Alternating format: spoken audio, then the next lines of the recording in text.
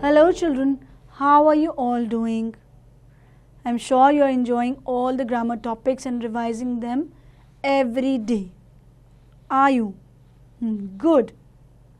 Children, today we will study a very important topic which will help us to write interesting sentences. And that topic is clauses. Unit 9, clauses. Let's commence today's lesson with this short exercise. You can see these question words on the board. Try to frame sentences with these words like what, who, which, when, where, why and how. Phrases and clauses. Let's understand what are phrases, what are clauses and what is the difference between them. You know that a phrase is a group of words that do not make complete sense on its own, right? So this phrase is a group of words. A phrase does not have a subject and a verb. That's the second condition. There is another group of words which we call a clause that has a subject, a verb and may or may not make complete sense. So slightly different from phrase. Thus, clause is a group of words that go together with a phrase to make a sentence. Let's study this labeled example here. Now we have clause 1 here, the boy who plays piano, and then will perform in the city hall on Monday. So first part of the sentence, the boy who plays piano is clause 1 and will perform in the city hall on Monday. This is clause 2, but in this clause we have a phrase also. Which is that phrase? In the city hall. So a clause can contain a phrase inside. अब हमने पढ़ा है कि phrase just group of words होते हैं जो अपने आप में कोई मीनिंग नहीं रखते, उन्हें एक सेंटेंस से जुड़ना ही पड़ेगा. तो यहाँ इस क्लॉज 2 में ये फ्रेज है, तभी इसका कोई मीनिंग है. अगर हम सिर्फ लिखेंगे इन द सिटी हॉल, उसका कोई मीनिंग नहीं है बच्चों.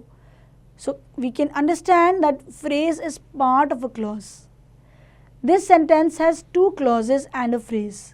So there are 2 portions here. Together they make a sentence. They make a complete thought as a sentence, but not separately.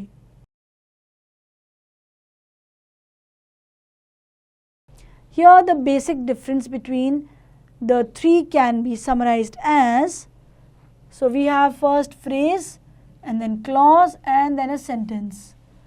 So technically the phrase will have no finite verb and it cannot stand on its own. It means कि उसका अपने आप में कोई meaning नहीं है. Whereas clause will have at least one finite verb and it may or may not stand on its own. या तो उसका मीनिंग समझ आएगा या नहीं आएगा, दोनों कंडीशंस हो सकती हैं. And a clause that stands on its own becomes a then sentence if it's meaningful. So a sentence will have at least one finite verb and always stands on its own. इसका मतलब है कि उस पूरा sentence का एक meaning होता है, तभी हम उसे सेंटेंस कर रहे हैं, कह रहे हैं, वो एक मीनिंगफुल वाक्य है. I want you to try the following exercise given here, and now we will study types of clauses. So there are different types of clauses and we have a classification for them. We have first the noun clause, adjective clause and adverb clause. अब इनके नाम से ही पता चलता है कि ये किस पार्ट ऑफ स्पीच से रिलेटेड है. Noun clause acts as a noun, adjective clause acts as an adjective and adverb clause acts as an adverb. Let's learn about them in detail. Noun clause.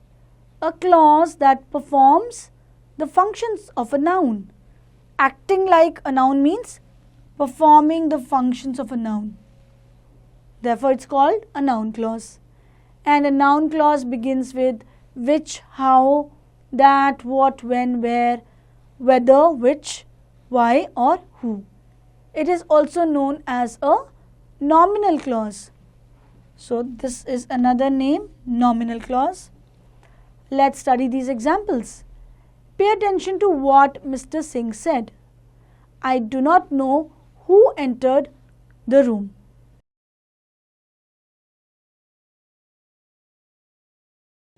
Nobody knows how the thief entered the room. Give it to whoever wants first. So, these words are pointing towards the noun. Then we have adjective clause. This is a clause that performs the role of an adjective in a sentence, and that's why it's called an adjective clause. So, we will stick to the main rule here. An adjective clause is also known as relative clause. This is another name. Let's read along these sentences, children. The time when the boat leaves is not yet fixed. I remember the house where my sister was born. This is the house where I was born. The reason why he failed is obvious. So let's mark these answers here. Adjective clauses: when, where, and why. So here it's playing the role of an adjective. Let's move on to the next type, that is adverb clause. So children, this is a clause that performs the role of an, yes, you're right, an adverb, and that is why it is called an adverb clause.